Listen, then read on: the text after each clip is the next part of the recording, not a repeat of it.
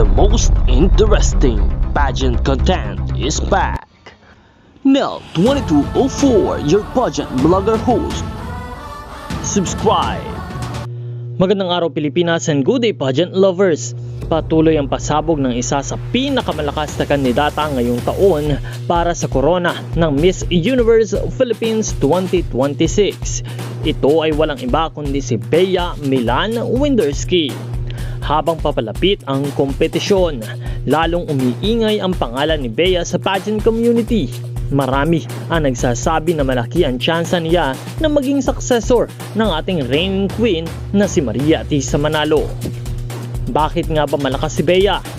Narito ang ilan sa kanyang mga katangian. Stage presence, ramdam ang kanyang confidence sa bawat appearance. Aura ng isang reyna, may natural na elegance at commanding presence.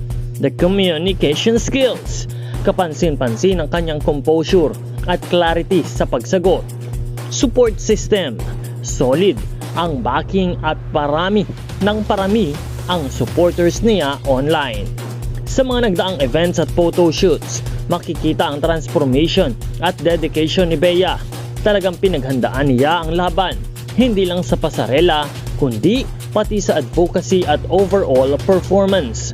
Marami pa tayong aabangan sa kanyang journey mula sa official activities, charity events hanggang sa preliminary competition. Habang tumitindi ang laban, mas lalo nating makikita kung sino ang tunay na may puso, talino at tapang para dalhin ang bandera ng Pilipinas sa international stage. Sa tingin nyo ba, siya na nga ba ang susunod na magdadala ng corona? Comment down below ang inyong thoughts at huwag kalimutan na i-like at i-share ang vlog na ito. Maraming salamat sa inyong pag-subscribe. Patuloy tayong magbibigay ng suporta para sa lahat ng kandidata ng Miss Universe Philippines 2026. Support your favorite candidates and leave a comment.